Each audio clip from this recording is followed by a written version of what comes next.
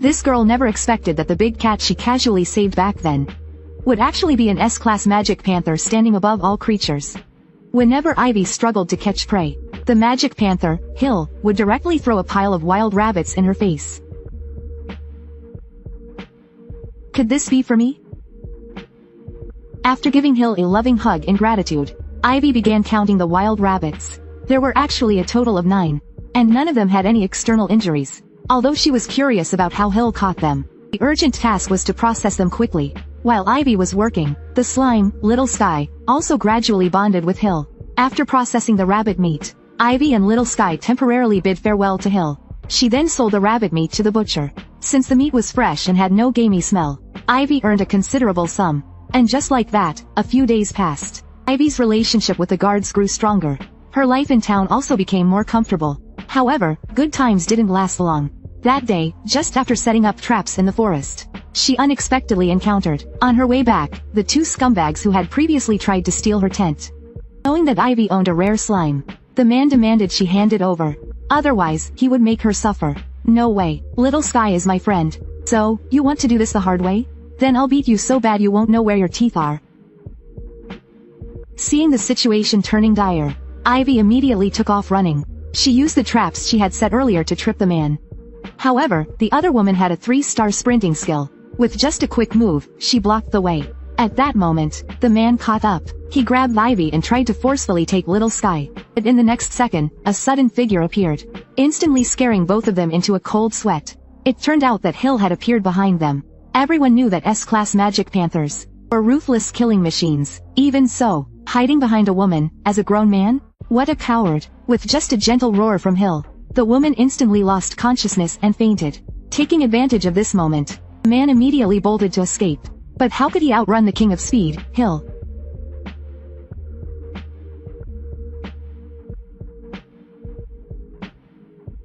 In just 2.5 seconds, the man was dragged back by Hill. Before he could even process his shock at Hill's strength, the Red Guards arrived at the scene. Ivy had already prepared an excuse for the situation. She claimed she was just passing by. She speculated that the 2 criminals must have fainted after encountering a powerful magical beast. Hearing this, the Red Guards didn't doubt her. After all, how could an 8-year-old girl possibly lie?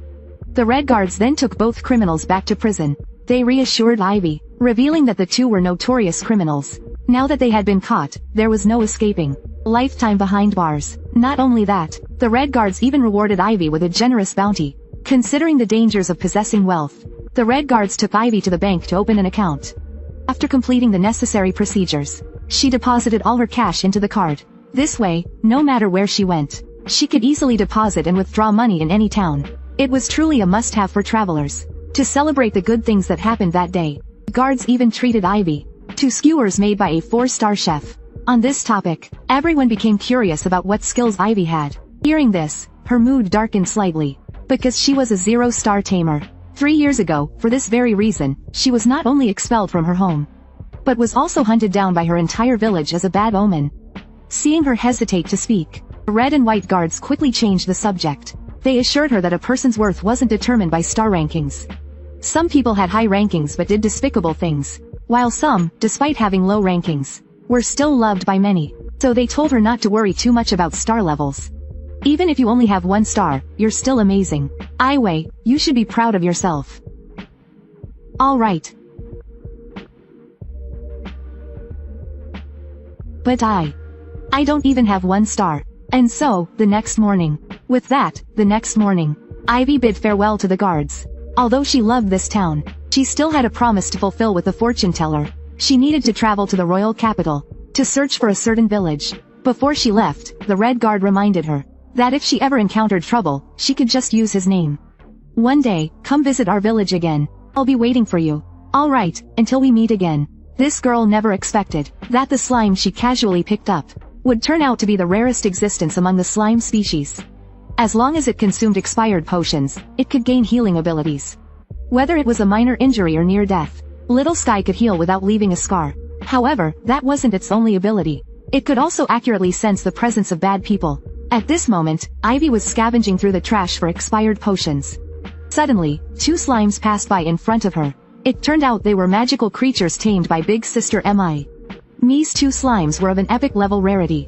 Besides consuming everyday waste, they could also break down metal. Hearing this, Ivy couldn't help but wonder what rank her transparent slime, Little Sky, belonged to. However, Mi suddenly shook her head. Because transparent slimes were an ultra-rare, legendary rank, with many unknown and mysterious abilities. A living transparent slime could fetch a fortune on the market. That night, Ivy once again became a little chef, cooking delicious meals for the team.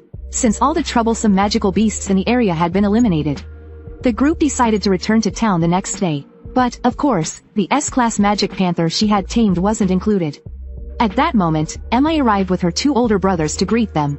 Yet, for some reason, their gazes kept lingering on Ivy, as if they were inspecting a product. After everything settled down, Ivy returned to her tent and released Little Sky. She then fed it with the potions she had collected earlier. Now that she knew Little Sky was of legendary rank, she became even more cautious about exposing it to others. Suddenly, she sensed a dangerous presence. This familiar aura was exactly the same as what she had encountered in the wild before. Yet, for some reason, it suddenly vanished. Just then, Lat's voice came from outside the tent. It turned out that Lat had come over to ask Ivy to help make breakfast in the morning. Little did he know that this simple act had coincidentally saved Ivy's life. After this event, Little Sky seemed to have something to tell her. However, due to the language barrier, they struggled to communicate. Perhaps it would have to puff up its entire body? Until it puffed up completely. Ivy finally understood. Because Little Sky only entered this state whenever it encountered something dangerous. Could it be that Little Sky knew the source of the danger? Thinking of this, Ivy began listing out the names of her party members. Yet, all she got was a negative response. Until she mentioned someone from the other group, Mi. Miss Mi? Judging by your reaction, could it be Miss Mi? Time quickly passed, and by the next day, the group successfully brought Ivy to the adventurers' camp in town. However, something puzzled her. Why was everyone setting up tents at the camp, instead of returning to their homes? At this point, everyone knew they couldn't hide the truth from Ivy anymore. So, during dinner, they explained the situation. Although there was no longer a threat from magical beasts, a more troublesome issue had recently emerged. A child trafficking group had appeared out of nowhere. They had tracked down their hideout and were ready to wipe them out. However, someone had leaked the information. As a result, the traffickers fled in advance. Since Ivy was a child traveling alone, she had likely become a target. Thus, the team unanimously decided to stay by her side until the trafficking group was completely eradicated. However, they had no leads on where to start their investigation. They had no idea where to begin. Seeing this, Ivy shared how she had almost been attacked in the wild, and last night, she had sensed the same dangerous presence. But it disappeared the moment Lat appeared. This led to two possibilities. Either Lat was part of the traffickers, or the real culprit fled because of his arrival. Having spent so much time with Lat, everyone knew his character well. Thus, they ruled out the first possibility. Yeah, but looking at everyone so frustrated, Ivy hesitantly shared her suspicion. It was difficult to say. The moment she spoke, everyone was shocked. They immediately asked if she had any proof. This made Ivy hesitate. She revealed Little Sky's secret. Would it attract the attention of malicious people? Considering Little Sky's safety, she had no choice. She brushed it off, telling them not to take her words seriously. After returning to her tent, Ivy wanted to ask Little Sky for its opinion. Unexpectedly, Little Sky agreed that she should tell them. At that moment, the fortune teller's words echoed in her mind. But, Little Sky, the truth cannot be hidden forever. Sooner or later, you will need someone who can stand by your side. Someone who can fight alongside me. But what if I lose their trust? Fortune teller. While Ivy was lost in thought, news came from the team's investigation. Mi and her two brothers were indeed suspicious. After hearing what Ivy had said, they secretly monitored Mi that very night. They discovered that Mi and her brothers were having a secret conversation with a traveling merchant. Afterward, the uncle pretended to run into them casually and greeted them. He asked, claiming he had never seen that merchant before. Unexpectedly, the three siblings insisted that the merchant was only asking for directions. But if it was just simple directions, why did they need to use a rare soundproof magic tool? Clearly, the conversation must have been highly suspicious. Although they hadn't found direct evidence, the multiple and direct clues were enough to confirm their guilt. And it was thanks to Ivy that they made this breakthrough. Hearing everyone thank her, Ivy felt confused. After all, she had never revealed her reason for suspecting Mi. Why did you believe me? Because you said you had evidence. And that was enough. Just that. Just because of that? Lat added, just like how you sincerely want to cook delicious food for us. We also chose to believe you. Hearing this, Ivy made up her mind. She revealed that she was a monster tamer, and formally introduced Little Sky. The reason she suspected MI was entirely due to Little Sky's ability to sense bad people. Upon hearing this, everyone finally understood. They realized why Ivy had been so hesitant to tell them the truth. After all, an ultra-rare slime would undoubtedly attract malicious people. That makes sense. That's why she couldn't reveal it earlier. This must be kept a secret. If word gets out, Iway will be targeted. We must protect this secret at all costs. We must keep it safe.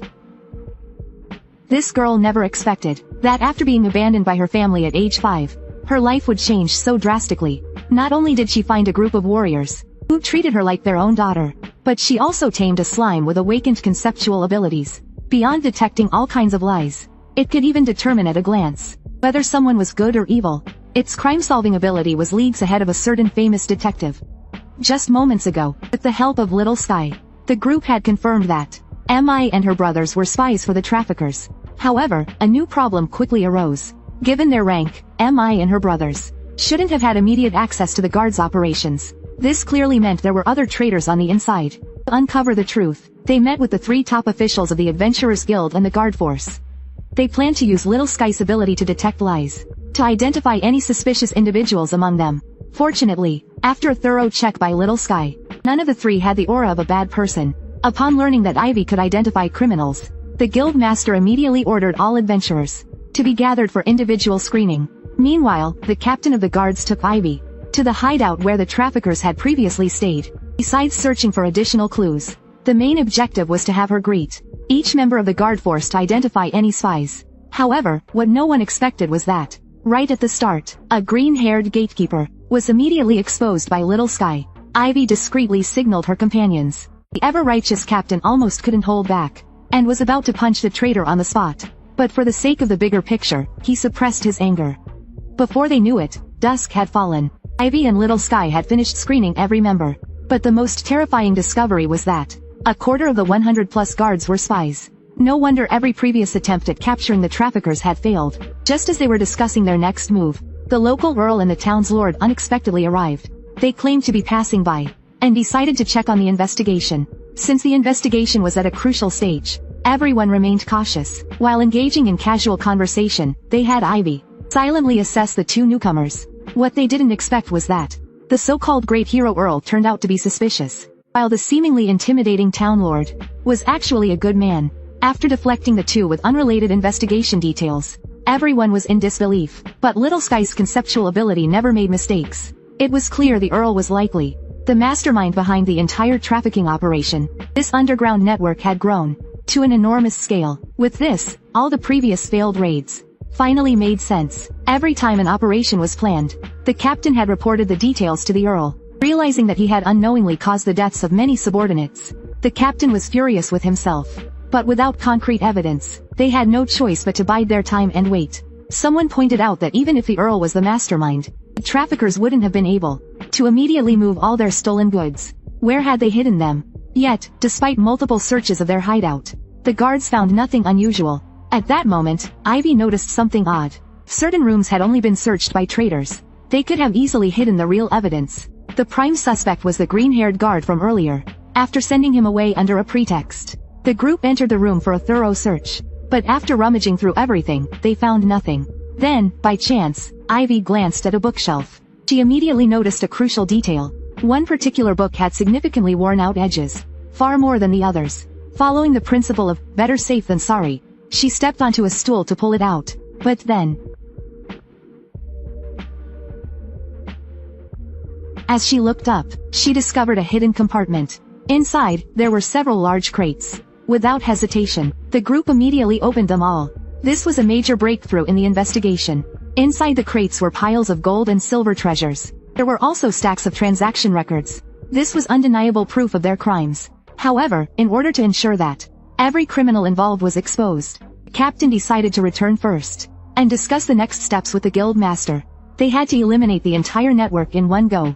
However, during this time, Ivy had unknowingly become Mi's next target. On the surface, Mi invited Ivy for desserts, but anyone could see her true intentions. Fortunately, Lat was by Ivy's side, immediately stepping in to confront Mi. since outright refusal might alert their enemies. Lat played along, claiming he was a foodie and wanted to come too. However, Mi remained unfazed. After all, she had her 2 older brothers backing her up. She then suggested, since that's the case, why don't all 5 of us go for desserts together? That's not a bad idea.